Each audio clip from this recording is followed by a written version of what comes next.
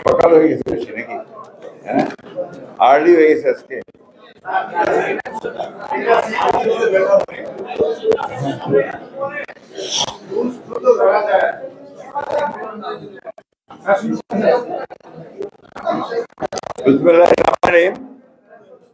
প্রিয় সাংবাদিক বন্ধুগণ, আসসালামু আলাইকুম।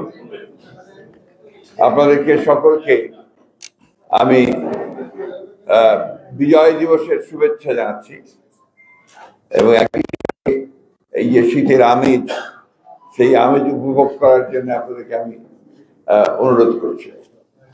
প্রিয় বন্ধুগণ, গত 18 ডিসেম্বর 2024 বুধবার রাত 8:30 বাংলাদেশ জাতীয়তাবাদী দল বিএনপির জাতীয় স্থায়ী কমিটির গুলশান কার্যালয়ে সভা অনুষ্ঠিত হয়। সভায় সভাপতিত্ব করেন আমাদের ভারপ্রাপ্ত চেয়ারম্যান জনাব তারেক রহমান। সভায় উপস্থিত ছিলেন স্থায়ী কমিটির সদস্য ডক্টর মোশাররফ হোসেন, মির্জা আব্বাস, বাবু বাসর চন্দ্র রায়, ডক্টর আব্দুল মঈন খান, আমি নিজে, জনাব আমির খসরু মাহমুদ চৌধুরী, জনাব সালাউদ্দিন আহমেদ, বেগম সেলিমা রহমান, মেজর অবসরপ্রাপ্ত হাফিজউদ্দিন আহমেদ বিক্রম, অধ্যাপক ডক্টর এস.এম. জাহিদ হোসেন। সভায় মূলত 16 ডিসেম্বর 2024 বিজয় দিবসে প্রধান উপদেষ্টা ডক্টর মোহাম্মদ ইউনূস জাতির উদ্দেশ্যে যে ভাষণ দিয়েছেন তা নিয়ে বিস্তারিত আলোচনা এবং পরবর্তীতে প্রধান উপদেষ্টার প্রেস সচিব সংবাদ সম্মেলনের মাধ্যমে উপদেষ্টার ভাষণটি ব্যাখ্যা দেন, তা নিয়েও আলোচনা হয়। সভা মনে করে প্রফেসর ডক্টর মোহাম্মদ ইউনূসের ভাষণে নির্বাচন সংক্রান্ত বক্তব্য একেবারেই অস্পষ্ট। তার বক্তব্যে নির্বাচনের একটি সম্ভাব্য সময়ের কথা বলা হলেও নির্বাচনের কোন রোড ম্যাপ সম্পর্কে কোন সুনির্দিষ্ট বক্তব্য রাখা হয়নি। ডক্টর মোহাম্মদ ইউনূস নির্বাচনের সম্ভাব্য সময়সীমা 2025 সালের শেষ অথবা 2026 সালের প্রথম অনুষ্ঠানের কথা বলেন, যা একেবারেই অস্পষ্ট এবং নির্দিষ্ট সময়ের কোনো উল্লেখ নেই। অথচ তার প্রেস সচিব বলেন 2026 সালের জুন মাসের মধ্যে নির্বাচন অনুষ্ঠিত হবে, যা পরস্পর বিরোধী। সভা মনে করে এই ধরনের পরস্পর বিরোধী বক্তব্য আরো বিভ্রান্তি সৃষ্টি করবে। সবাইও মনে করে যেহেতু নির্বাচন কমিশন গঠিত হয়ে গেছে, সেহেতু নির্বাচন কমিশন অনুষ্ঠানের বিলম্বের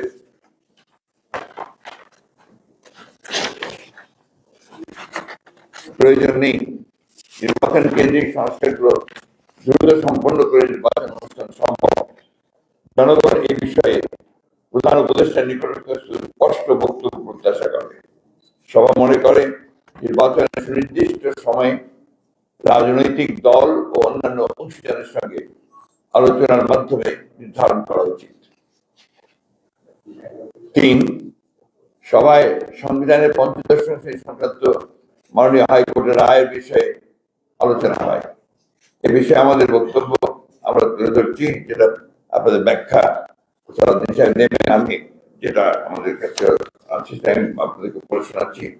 উক্ত সংশোধনীতে মোট ৫৫টি দফায় সংবিধানের বিভিন্ন অনুচ্ছেদের প্রস্তাবনায় ও তফসিলে ব্যাপক পরিবর্তন সংবিধান ও বিবেচনা করার মধ্য দিয়ে সংবিধানকে একদলীয় শাসন এবং রাষ্ট্র ব্যবস্থা কায়েমের প্রধানতম হাতিয়ারে পরিণত করা হয়, অর্থাৎ পঞ্চদশ সংশোধনীকে সংবিধানের মৌলিক কাঠামো বেসিক স্ট্রাকচারকে ক্ষতিগ্রস্ত করে গণতন্ত্রকে বেহাত করে দেওয়া হয়। মাননীয় আদালত উন্মুক্ত আদালতের রায় ঘোষণার সময় কিছু কিছু বিষয়ে মন্তব্য পর্যবেক্ষণ সহ উক্ত সংশোধনের গুরুত্বপূর্ণ কিছু অংশ অবৈধ ঘোষণা করেছেন এবং কিছু অংশ সংরক্ষণ করেছেন এবং অধিকাংশ আগামী সংসদের বিবেচনার জন্য ছেড়ে দিয়েছেন। কিন্তু রিট আবেদনকারীগণ সংযুক্ত হওয়া রাজনৈতিক দলসমূহ ও অন্যান্য অংশীদার এবং দেশের আপামর্যাদা আদালতের কাছে আরো বেশি কিছু সিদ্ধান্ত আশা করছিল। রিট আবেদনকারীগণ পুরো পঞ্চদশ সংশোধনী অবৈধ ঘোষণার প্রার্থনা করেছিলেন। বিএনপি সহ অন্যান্য রাজনৈতিক দল ও ব্যক্তিগণ রিটের পক্ষে ইন্টারভেনার হিসাবে যুক্ত হয়েছিলেন। আমরা এই রায়কে স্বাগত জানাই, অ্যাপ্রিসিয়েট করি। আদালত স্বীকৃতি দিয়েছেন যে নির্বাচিত পরবর্তী সংসদটি সংবিধান সংশোধনের একমাত্র উপযুক্ত ফোরাম। আদালত মোটা দাগে 6টি বিষয়ে অবৈধ ঘোষণা করেছেন। তত্ত্বাবধায়ক সরকার বিষয়ক অনুচ্ছেদ 58 ক ও দ্বিতীয় ক পরিচ্ছেদ বিলুপ্তিকে সংবিধানের মৌলিক কাঠামো গণতন্ত্র ধ্বংস করে দেওয়া হয়েছে বলে মন্তব্য করেছেন। খ 142 অনুচ্ছেদে এই গণভোটের বিধানকে স্বীকৃতি দিয়ে গণভোটের বিধান ফিরিয়ে এনেছেন। গ অনুচ্ছেদ 7 ক 7 খ বিলুপ্ত ঘোষণা করে সংবিধানকে সুপ্রিম ল হিসেবে সাংবিধানিক ঘোষণাকে পুনর্লেখ করেছেন। সংবিধান একটি পরিবর্তনযোগ্য দলিল বা আইন বা যা একমাত্র নির্বাচিত সংসদের এখতিয়ার। ফ্যাসিবাদী আওয়ামী সরকার সংবিধানের প্রায় 1/3 কিছু অংশ তফসিল করে অপরিবর্তিত ঘোষণা করেছিল, যা এই রায়ের মাধ্যমে বাতিল হয়েছে। গ সংবিধানের 44 অনুচ্ছেদ উচ্চ আদালতে এখতিয়ার অনুচ্ছেদ 102 সংক্রান্ত অধস্তন আদালতে হস্তান্তর করার বিধান বাতিল করা হয়েছে। ম সুপ্রিম জুডিশিয়াল কাউন্সিল সংক্রান্ত অনুচ্ছেদ 96 বহাল রাখা হয়েছে। অনুচ্ছেদ 18 ক পরিবেশ ও জীব বৈচিত্র্য সংক্রান্ত অনুচ্ছেদ 23 ক উপজাতি ক্ষুদ্র জাতি সত্তা নৃগোষ্ঠীর সাংস্কৃতিক ঐতিহ্য সংরক্ষণ সংক্রান্ত বিষয়টি এই অনুচ্ছেদ সমূহ বহাল রাখা হয়েছে। চ পঞ্চদশ সংশোধনের অন্যান্য সকল বিষয়ে সমূহ পরবর্তী নির্বাচিত সংসদের বিবেচনার জন্য আদালত রায় উল্লেখ করেছে। সুতরাং সংবিধানের সকল প্রকার সংশোধনী একমাত্র নির্বাচিত সংসদের এখতিয়ার কর্ম বা তার বিচার বিভাগীয় স্বীকৃতি দেওয়া হয়েছে। সভায় অবিলম্বে ফ্যাসিবাদ বিরোধী আন্দোলনে অংশগ্রহণকারী রাজনৈতিক দলের সঙ্গে মত বিনিময়ের সিদ্ধান্ত গৃহীত হয়। বিএনপি মত বিনিময় করবে, এই বিষয়ে প্রয়োজনীয় সিদ্ধান্ত গ্রহণের সিদ্ধান্ত হয়। এটাই ছিল। এই বিষয়ে আপনাদের যদি কোনো প্রশ্ন থাকে সংবিধানের ব্যাপারে তাহলে নিশ্চয় উত্তর দেবেন।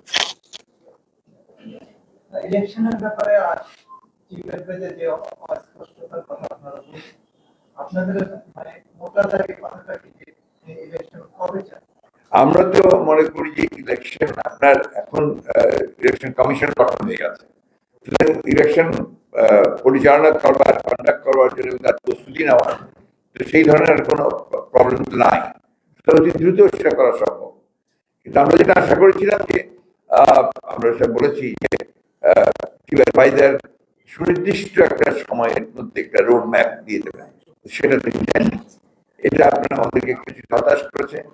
একই সঙ্গে জাতীয় অফিসটা আর তারপরে তার প্রেস সচিব যে কথা বলেছেন, এই কথাটা আমার সাংঘর্ষিক হয়ে গেছে। তিনি বলেছেন যে আপনার 25-এর শেষের দিকে আপনার 26-এর দিকে কিউ অ্যাডভাইজার বলেছিলেন, আর বলছে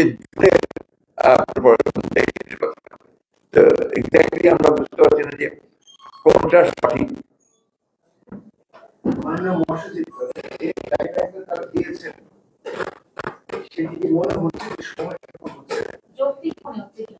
যৌক্তিক তো মনে হয়নি,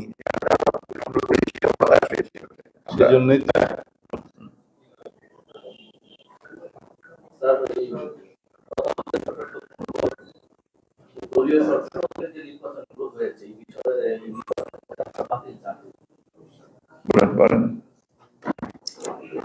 তত্ত্বাবধায়ক সরকার ব্যবস্থা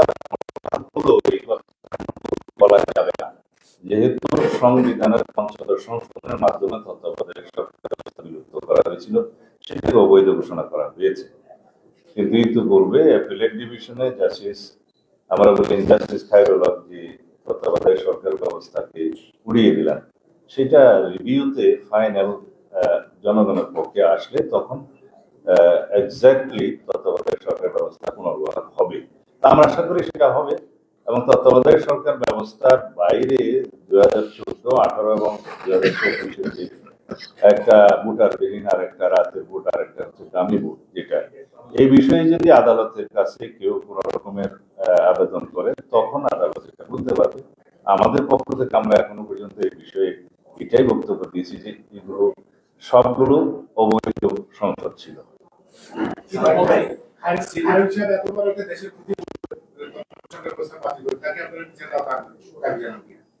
সেটার সময় তো এখনো আছে।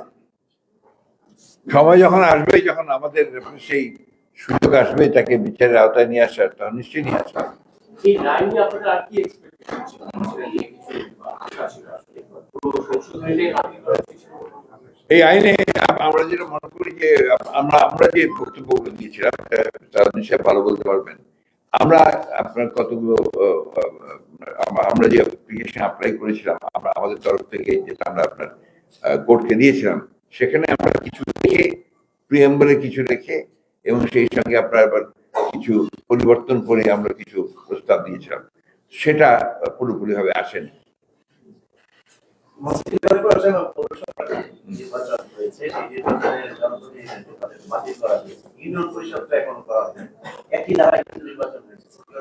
আমরা তো এটা বাতিল চেয়েছি, আমরা ইতিপূর্বে আমরা কিন্তু ইউনিয়ন পরিষদ বাতিল চেয়েছি, আপনাদের মনে থাকার কথা। গতকালকে বৈষম্য বিরোধী ছাত্র আন্দোলন জাতীয় নাগরিক কমিটি এই সিকেল পৌর কাউন্সিলরদের অপসারিত তাদের একটা সমাবেশে দিয়েছে। তারা বলেছে তাদেরকে পুনর্বহালের আহ্বান করে তারা জানাচ্ছে কৌশল কিংবা এটা তাদের তাদের তাদের বক্তব্য, তারা কি কি দৃষ্টিভঙ্গি তারা বলতে পারবে। আমাদের দৃষ্টিভঙ্গি খুব পরিষ্কার। আমরা মনে করি যে আপনার এই ফ্যাসিবাদী হাসিনা সরকারের অধীনে যতগুলো নির্বাচন হয়েছে, সমস্ত নির্বাচনগুলো অবৈধ হয়েছে। সেই কারণেই আমরা স্থানীয় সরকারগুলো ভেঙে দেওয়ার জন্য আমরা আহ্বান জানিয়েছিলাম, যে সবগুলো ভাঙা হয়েছে কিন্তু আপনার শুধু ইউনিয়ন পরিষদটা করা হয়নি। আমরা সেটাও দাবি জানিয়েছি অবিলম্বে এটাকে আপনার বাতিল করা হয়েছে।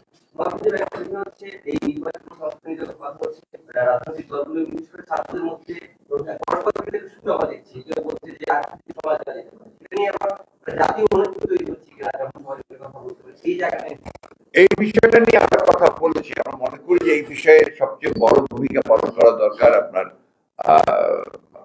এই অন্তর্বর্তীকালীন সরকারের। তাদের দায়িত্ব হচ্ছে এখন সমস্ত স্টেক হোল্ডারদের সঙ্গে আলোচনা করে এই বিষয়গুলো কোনো বিভ্রান্তির সৃষ্টি না হয়, সেই হিসেবে একটা তারিখ নির্ধারণ করা, সময় নির্ধারণ করা যেতে পারে এবং সেটাই উচিত বলে আমরা মনে করি। জি, থ্যাংক ইউ।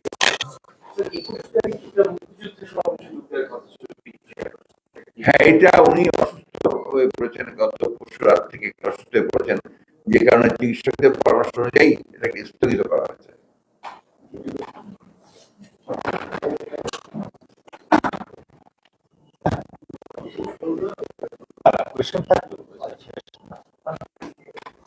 জি, আর কোন প্রশ্ন থাকতে পারেন রিগার্ডিং কনস্টিটিউশন?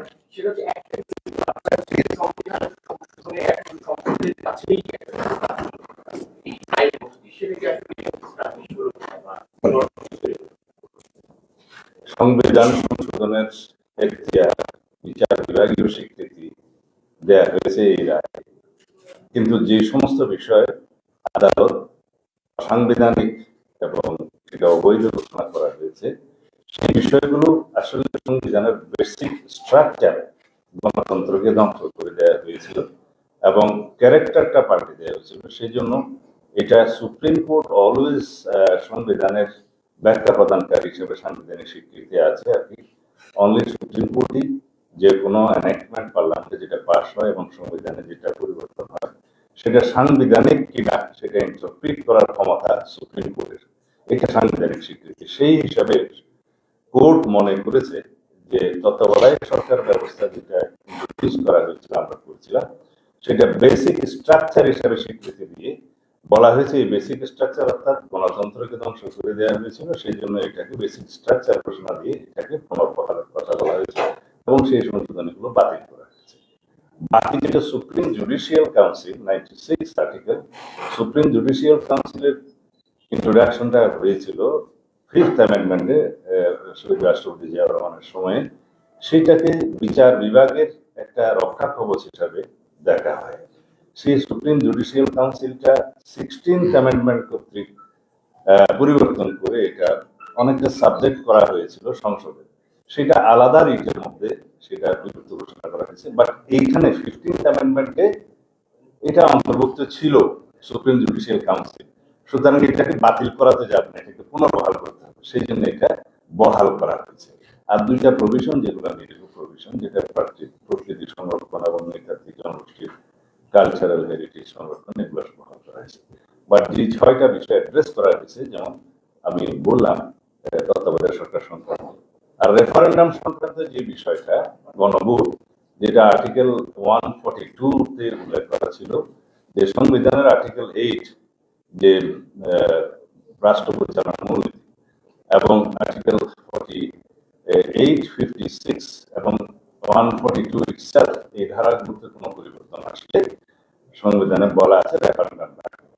সেই বিধানটা আওয়ামী লীগ উড়িয়ে দিয়েছিল, সেটাকে পুনর্বহাল করা হয়েছে, এটাও একটা আছে।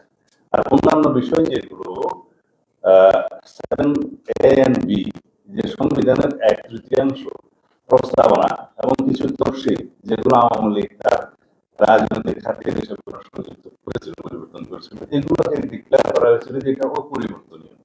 তো ভবিষ্যৎ পার্লামেন্টারিয়ানদের ক্ষমতা এখানে খর্ব করা হয় এবং সংবিধান এমন কোনো দলিল নয় যে সেটা পরিবর্তন করা যাবে না। সুতরাং এটাকে অবৈধ ঘোষণা করে এগুলো বিলুপ্ত করা হয়েছে।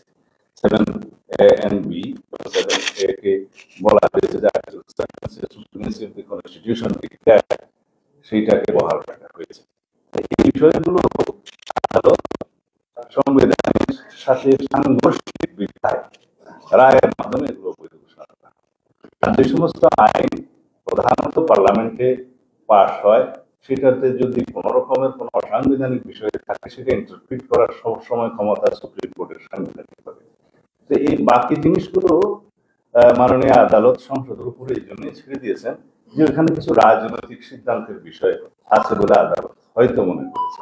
সুতরাং রাজনৈতিকভাবে নির্বাচিত পরবর্তী সংসদ একটি নির্বাচিত সংসদের এই কর্ম যাবতীয় সংশোধনে বিবেচনা করা। আমরা এটাকে অ্যাপ্রিসিয়েট করি এভাবে আপনার প্রশ্নের উত্তরে, যে এটা একটা বিচার বিভাগীয় স্বীকৃতি মিলল যে সংসদ, একমাত্র সংসদই হচ্ছে উপযুক্ত ফোরাম যে কোনো রকমের সাংবিধানিক সংশোধনের জন্য। ধন্যবাদ। এই জায়গাটা খুব ইম্পর্টেন্ট। Thank you. জি জি, হ্যাঁ নিশ্চয়ই।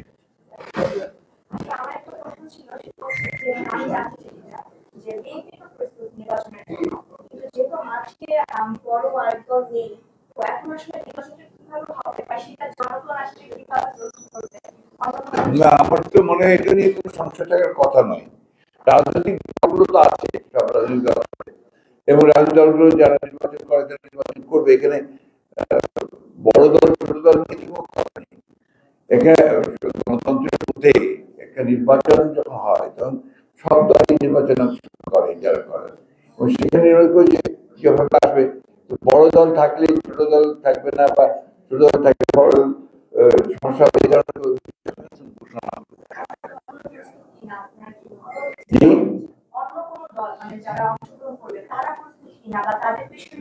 তাদের প্রস্তুতির বিষয়টা, কোনো দলের প্রস্তুতির বিষয়টা না। এখন তো ইটস এনাফ টাইম, দল নির্বাচন কমিশন গঠন হয়ে গেছে, সরকার সময় বলে দেবে যে এই সময়ের মধ্যে নির্বাচন করতে হবে।